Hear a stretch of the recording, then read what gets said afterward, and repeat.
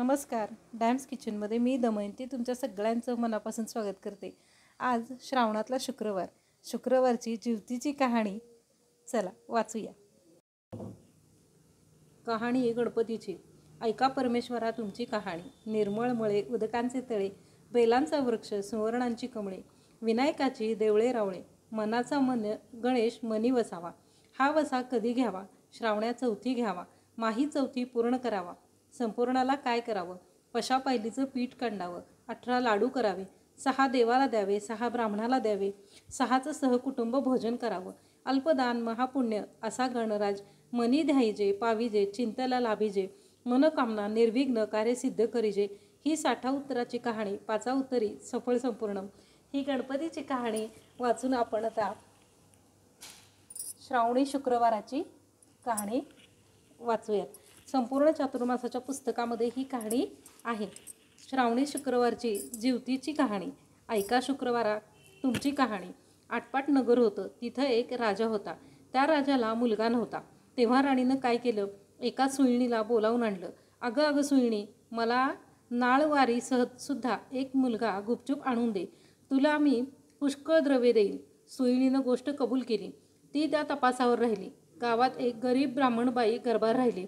तेव्हा ती सुईण तिच्या घरी गेली आणि तिला सांगू लागली की बाई तू गरीब आहेस, तुझं बाळणपणाचं पोट दुखू लागेल तेव्हा मला कळव, मी तुझं बाळणपण फुक्कट करीन.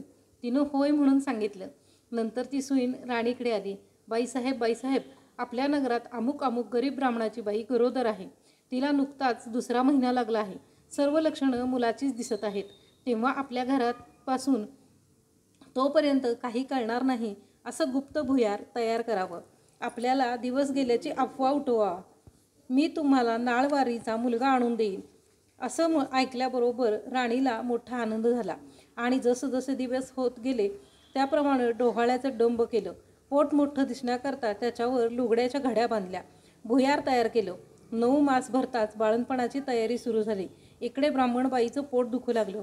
सुईणीला बोलावू आलं. त्याबरोबरच तुम्ही पुढं व्हा, मी येते म्हणून सांगितलं. धावत राणीकडे आले. पोट दुखण्याचं ढोंग करायला सांगितलं. नंतर ब्राह्मणाच्या घरी आली. बाई तुझी आहे पहिली खेप. डोळे बांधलेस तर भिणार नाहीस, नाही बांधलेस तर भय वाटेल.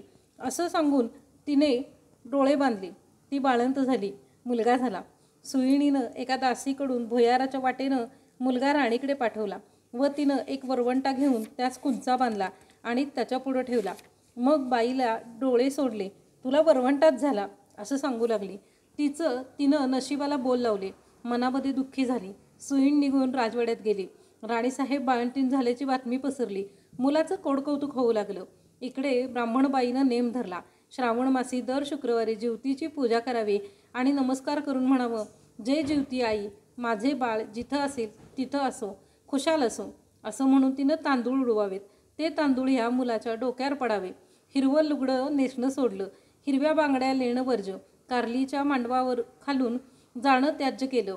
तांदळाचं धुणं वलांडणं बंद केलं. त्याप्रमाणे ती वागू लागली. इकडे राजपुत्र मोठा झाला.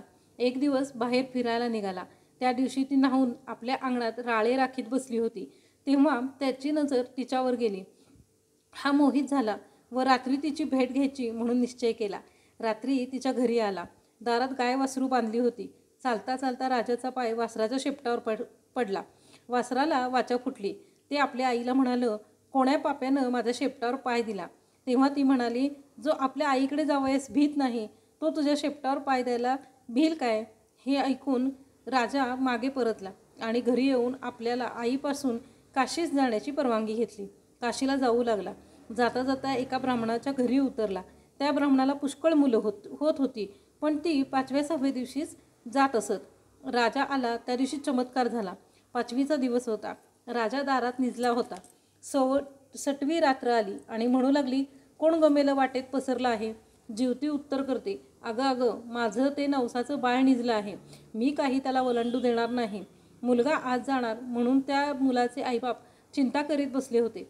त्यांनी हा संवाद ऐकला. इतक्यात उत्तर रात्र झाल्यावर सटवी व जिवती आपापल्या रस्त्यानं निघून गेल्या.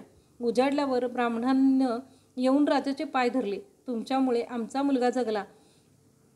आजचे दिवस मुक्काम करा अशी विनंती केली. राजानं ती मान्य केली. त्याच रात्री याप्रमाणे प्रकार झाला. दुसरे दिवशी राजा चालता झाला.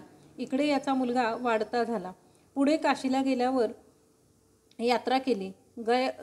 गयावर्जनाची वेळ आली. पिंड देतेवेळी घ्यायला 2 हात वर आले. असं होण्याचं कारण ब्राह्मणानं विचारलं. ते म्हणाले, घरी जा, साऱ्या गावातल्या बायका पुरुषांना जेवायला बोलव, म्हणजे याचं कारण समजेल. मनाला मोठी चुटपुट लागली. घरी आला. मोठ्या थाटानं मावंद केलं. त्या दिवशी शुक्रवार होता. गावात ताकीद दिली, घरी कोणीही चूल पेटवू नये, सगळ्यांनी जेवायला यावं. ब्राह्मणीला मोठं संकट पडलं.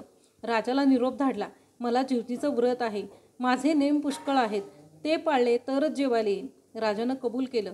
तिथं तांदळाचं धुणं होतं, ते काढून सारवून त्यावरून ती आली. हिरव्या बांगड्या भरल्या नाहीत, कारल्याच्या मांडवाखालून गेली नाही. दरवेळेस जिथं माझं बाळ असेल तिथं खुशाल असो असं म्हणे. पुढं पानं वाढली. मोठा थाट जमला. राजानं तूप वाढायला घेतलं. वाढता वाढता ही ज्या पंक्तीच बसली होती तिथं आला. तूप वाढू लागला. ईश्वरी चमत्कार झाला. बाईला प्रेम सुटून पाना फुटला. तिच्या स्तनातून दुधाच्या धारा फुटल्या. त्या ह्याच्या तोंडात उडाल्या. तो हाताची तपेली करून रुसून निजला.